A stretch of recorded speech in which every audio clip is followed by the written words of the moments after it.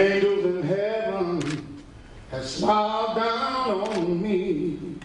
Oh, I feel so blessed today. No one but God could have sent you this way.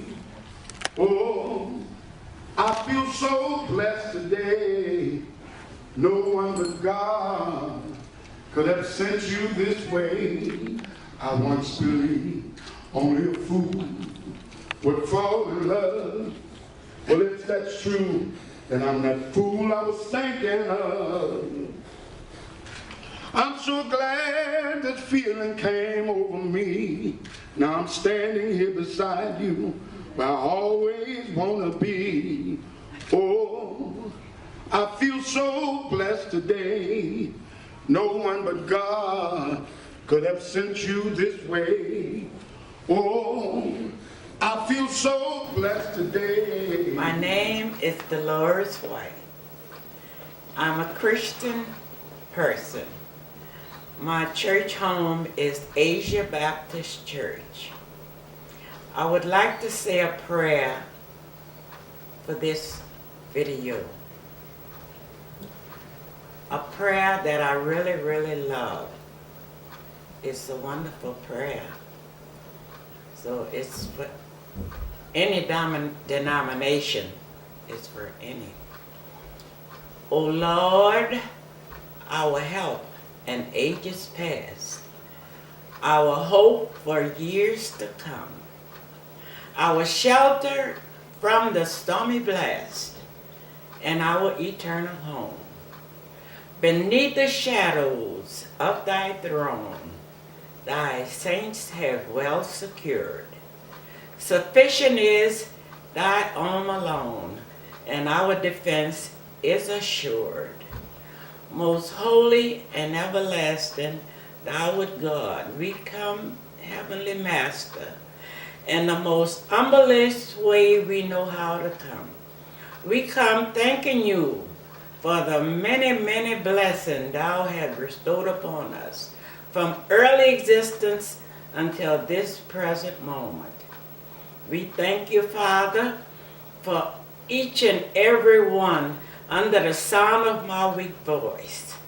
We ask that you bless, protect, and keep everyone, especially my children, my grandchildren, and my great-grandchildren. Father, lead them in the way that you want them to go. All of those that don't know you in the pardon of their sins, let them come running and asking, what could I do to be saved? I thank you, Heavenly Master. I thank you for a portion of my health and strength, that I could just be a person that can just go to, I love my church, can go to church and just be just a Christian person. I'm just so happy. I'm real happy.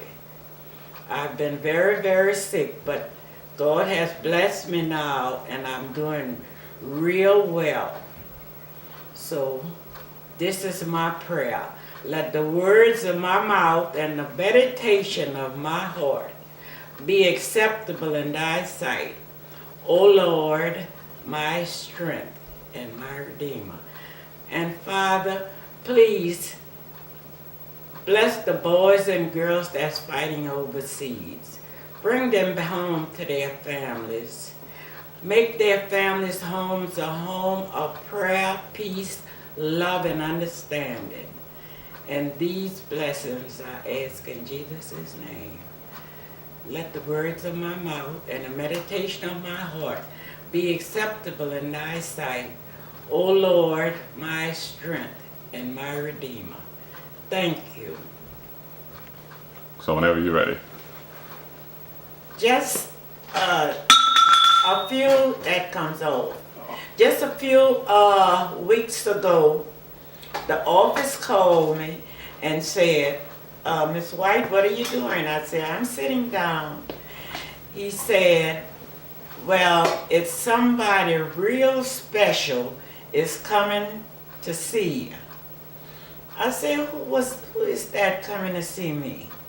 He said, I'm not gonna tell you who, but it's somebody real special.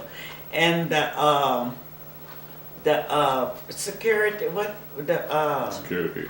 the security, Secret Service. the Secret Service have screened you and everything. They screened you, and you're ready for your special guest to come.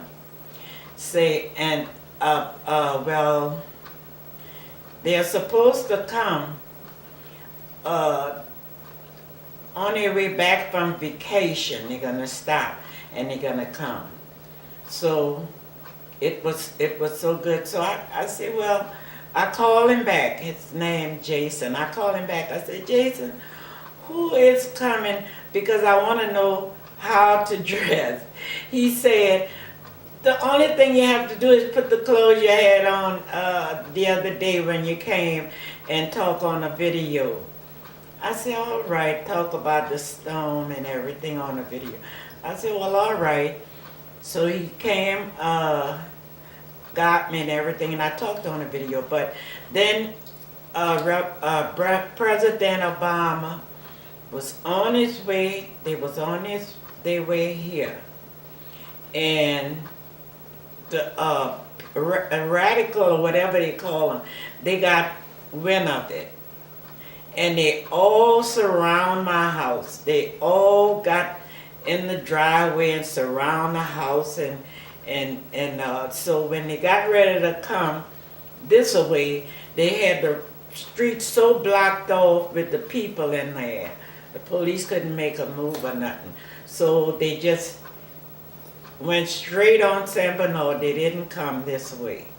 The car was pointed this way. Someone told me, I wasn't outside. And then they seen all of those people outside around the house. So they just went around. But I was so grateful that he was gonna come and talk with me, he and his wife. So they went to a girl in the next driveway from me. Was nobody there because nobody knew that they was coming but me. I had to tell all my people and everything, so it got out that he was coming, so that's what happened.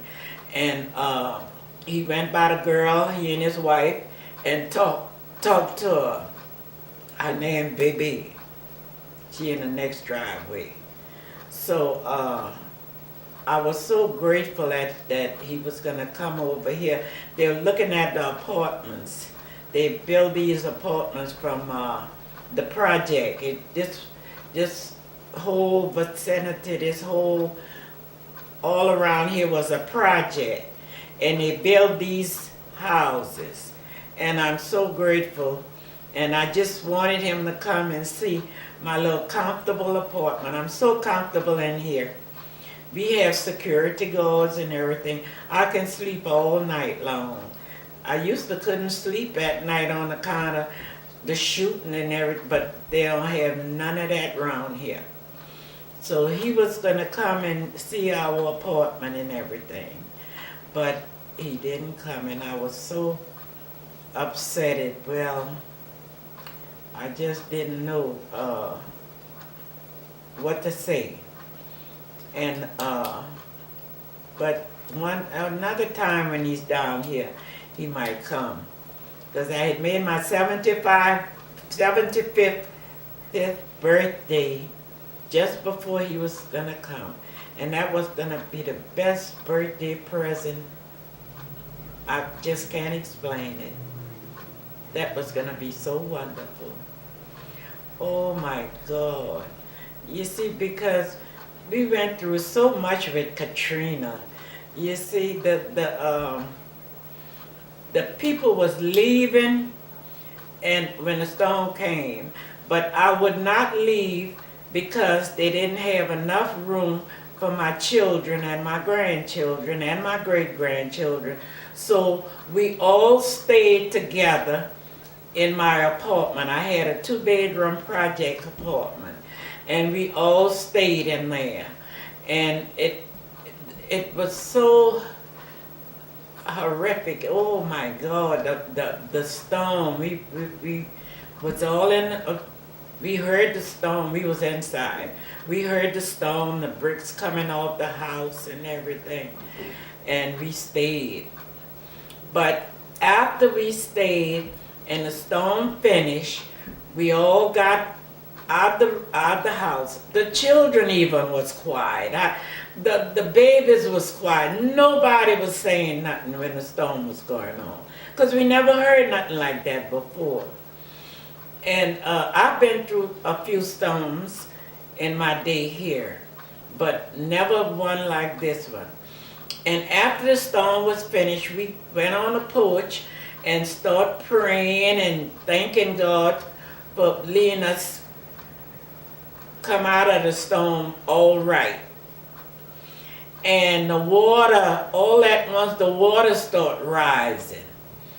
When the water started rising, it got to the steps. And we sitting on the porch, we didn't know. And all at once it started just coming up, and I had the children, I said, each one of y'all, the little children, go get a broom and start sweeping it off the porch, the water off the porch. And that's what they was doing, sweeping it. As they sweep it, the more it come. So when it got in the hallway, we went inside, and when it got in the hallway, we said, I told my children, I said, now, because my niece had left her key. She lived on the 3rd floor, I was on the 1st floor. And she left her key for us to go upstairs in her house. She was living on the 3rd floor. And so after she left the key with us, we went on the 3rd floor. But we didn't think that the water would get so high. And as we was going up, the water got so high that it started covering everything in the house. And so we went upstairs, and we was looking, and my church was right across the street from me. And I kept looking at my church to see how far the water was coming, and it was just going up, up, up to the window of the church. And I said, oh my God. And so all at once it started getting late in the evening. All at once the helicopters started passing and the boats started coming. So my children got on the porch on the 3rd floor and started hollering, help, save us, come get us. I said, children, don't make commotion like that. They said, Grandma, we gotta leave away from here. And so the boat came, and Dinah and her kids, Janice and her kids, and they left. Well, Christina and me and her kids, we stayed because the boys, she had 2 boys, they are, what you call it? Artistic. They are artistic, and they didn't want to go on the boat. So I said, well, I can't leave Christina and her boys, so we stayed. And so the water still was rising, and the boat still was picking up people. And so I said, Christina, after a while, if it get any higher, we're going to have to leave. And so it did get higher, and so we started hollering for the people to come and get us, but they had came about 3 times, and I wouldn't go, so they just took their own good time, and they said, we'll be back, and they never came back. So it was a guy, he had a fishing boat, and he lived not far from me. And so he came, passed by us with some people in the boat, and I hollered for him. I said, come get me, and I'll pay you whatever. He said, oh, you don't have to pay. He said, when I bring this load, I'll come back and get you. So we talked to the twins, and then they got in, the fella came, and he drove up in the hallway. That's how high the water was. And also, we came down the steps, and we got in the boat. And they put us on the I-10. That was the I-10. And that's where we stayed. They didn't pick us up no more until the next day. We had to sleep on the I-10 up there. And the next day, the helicopters started coming, but the people started rushing. It was so many people. They started rushing so that the helicopter left and they went further over. And so they seen me crippled with my stick. I'm handicapped with my stick. And so they took me by the hand, and I had the boys, they was on the side, took me by the hand and put me on the helicopter, and they flew us, and I couldn't tell you where they flew us. It was like a midship hospital they had set up under the underpad, and it was dry there, and so we stayed there ever so long, and then the buses started coming. When the buses started coming, they put us on a bus, and it was a while. It's about 3 buses left before we could get on one. And we got on the bus, and they brought us to Thibodeau, to a gym in Thibodeau. I don't forgot the name of the college. Nichols. Nichols State. Nichols. Well, it was probably Nichols State College, and we stayed. And after we stayed in there a long time, my people, they was in Texas and all over, all of my people. So they said they had been looking for me. You know, they didn't know where, if I was dead or drowned or what. And so all at once I heard over the microphone, we were so tired in that place. And all at once I heard, Delores White, Christina White, Delores White. And I said, Christina, they calling us. And we went where the telephone was, and that was my sister. She was calling, and she said, we finally found you on the internet. We found you, she said, and someone is coming right now to pick you up. And so my cousin, her and her brother came, Carolee, and now Jerome. They came and they picked me up, and they brought me to their home in Vacherie.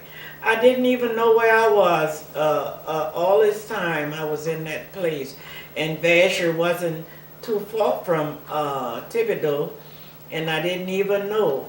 And so they brought me to Vacherie, and we stayed there a while. Then my grandson came the next day. He came and picked me up in the van, because everybody was out of town except my cousin. They had a trailer in Vacherie, and so we stayed in the trailer that night. And then he went, my grandson went pick up my daughter Stacy and her child, and brought them by Carolee house. And so then they took me to Baton Rouge to get my check. So they cut me a check for that monthly check. And then my grandson took me to Texas. That was Dallas, Texas. And we rode from 3 o'clock in the evening until about 6 o'clock the next morning. We rode, we got to Texas. And when we got to Texas, my grandson he got us apartment and everything there in this, what the name of this place we was in? Eastville Village. Eastville Village. Got each one of us a apartment. And then we stayed in the apartment a while. 2 months. About 2 months. It was longer than 2 months. Y'all left like, it was close to December, remember? Well, it was 2 months. And then my daughter, my oldest daughter, she was in Lafayette. Lafayette in the Superdome in Lafayette, whatever they call it. Oh, Houston. If she was in Houston, then she went to Lafayette. Yeah, she was in Houston, then she went to Lafayette. So in Lafayette, she kept calling us in Texas and telling us that she's working on a way for us to come. We'll be closer home. They was gonna give her a trailer in New Iberia. Well, I had never heard of New Iberia, but I knew it was closer to New Orleans where we're from. So they said that it was a family. It was Janice and her kids, Miranda, Monica, that's my grandchildren. Janice is my daughter. Miranda, Monica, and all of their children. Stacy, Christina, that's my 2 daughters and their children. We all was there in Texas. And they said it was going to send a bus to get us. FEMA was going to send a bus to get us to bring us to New Iberia. But they did not send a bus. So I took 2 suitcases and I had my grandson to bring me to the bus station and put me on a bus. And when he put me on a bus, I told him that I wanted to go to Lafayette. That's close to New Iberia. And so when we had to make a stop after we got on the bus, and we rode all that day till that evening, and then they changed buses with us. And I was just so scared that we wasn't gonna make it to New Iberia, but we did. We made it that night about 10 o'clock, I guess, that night. And my niece was there to pick us up. So we all went and we all got in. My daughter Dinah had got a trailer already. And we all got in her trailer. Oh, the trailer was packed. And the next day, we went to the place and we asked the people to please give us a place to live. We don't have nowhere. We all in the trailer with my daughter. So the next day, the children came running, Grandma, come on, Grandma. They're giving us a trailer, come on, Grandma. And they gave me the first trailer. Oh, I was so grateful, I didn't know what to do. Beautiful trailer with everything in there, everything. And the people were so nice to us. They brought us food, Thanksgiving baskets, turkey, everything. In the trailer, they had everything in that you to use.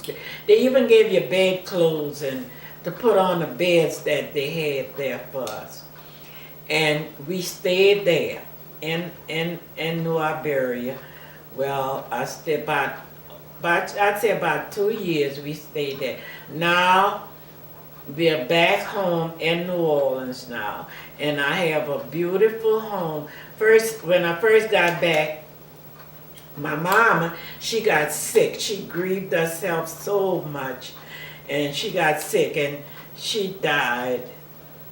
And because I kept telling her, I said, we're gonna be together in a while, but she just couldn't wait, and she died. And we moved back, and Reverend Zebedee Bridges, our pastor of our church, Asia Baptist Church, he told us, he said, we will always have a house for you and your mama to come to. And we all came down, and Reverend Bridges gave us this house to live in.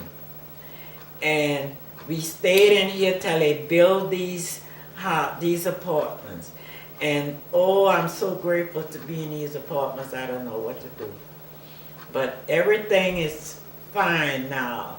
I've been very, very sick, but I'm doing quite well right now. But I've made a birthday in here, and my sisters gave me a party, and they just take care of me like I don't know what. I'm the oldest now. My other siblings, my other sisters and brothers, they're dead, but I'm the oldest. They have about 6 more of us. My mama had 9 girls and 3 boys, two babies died when they were smaller. So she had 14 children. And we all living here in New Orleans, Louisiana. And we're grateful. All right, ready when you are. Hi, this is Delores again. Like I said, I'm 75 years old. I'm born August 18, 1935. I have 6 kids.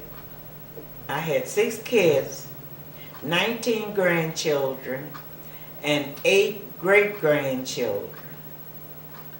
And I go to Asia Baptist Church. I've been in that church since I was a child, over 70 years, I guess. I've been in Asia Baptist Church.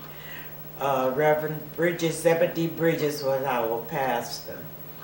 And after Reverend Bridges retired, he was a good pastor. And I grew up under him in the church. And Reverend Thibodeau, he took it over. He's younger. And he took it over, and he's very, very nice. His wife is so nice to me. I call his wife my sister. Her name Yolanda. And I call her my sister. She's a little youngster. She get around. She's so beautiful. She get around real good. She had 2 girls. Reverend Thibodeau had 2 girls. And my pastor, he went and he had a picture taken with President Obama right here. President Obama was down here, and he had a picture taken with him. And I love my pastor, and I love President Obama so very, very much. That is one president that I really, really love. He do so much for you. But the people just won't leave him alone. They just, I don't understand them. I don't understand them. They're haters. Huh? They're haters. Well, I don't use that word too much, but I don't like the way they treat him. I really don't. But he's such a strong fella, and he's such a smart fella. I love him very, very much. And I always say at the end of my prayer, God bless President Obama and his family. I always keep him in my prayer. And my sisters, well, I'm kind of under the weather right now, but my sisters take care of me so well. I have a niece, her name Valerie. She takes care of me every day she comes. She do everything for me. When she was working, when she get off of work, she brings me to my hospital appointments, and she do everything for me. She get all my bills, to get whatever I have to pay, my bills, she get them together and everything. And I have my sister Gloria, she sits up with me in the evening. She says she come to mind me. I laugh at her. But she's nice, she's so very nice to me. And then my sister Sandra, she's the one, she come and clean up the house, she say. But I don't have no traffic in here too much, so it's nothing too much, but she comes and she clean up, freshen up and everything. They are so good to me that I just can't say. And my sister Cynthia, she buys me everything, anything I think I want, she'll get it for me if she can. She bought me this living room set I have in here after the storm and everything. And I love my sisters very, very much. Jeanette. And my sister Jeanette, well, she comes, she's kind of crippled like me, she and her husband. And she comes, I go to church about 7 o'clock in the morning. They pick me up and bring me to church. I don't live too far from church. That's the good part about it. God put me right by my church where I could look. If I don't have nobody to come when I get dressed, I just get on my breezeway and holler at one of the members, come get me. because the doctor don't want me to walk by myself. And they'll come and get me. So Jeanette, she comes every morning when we're at church. We have prayer service before church starts.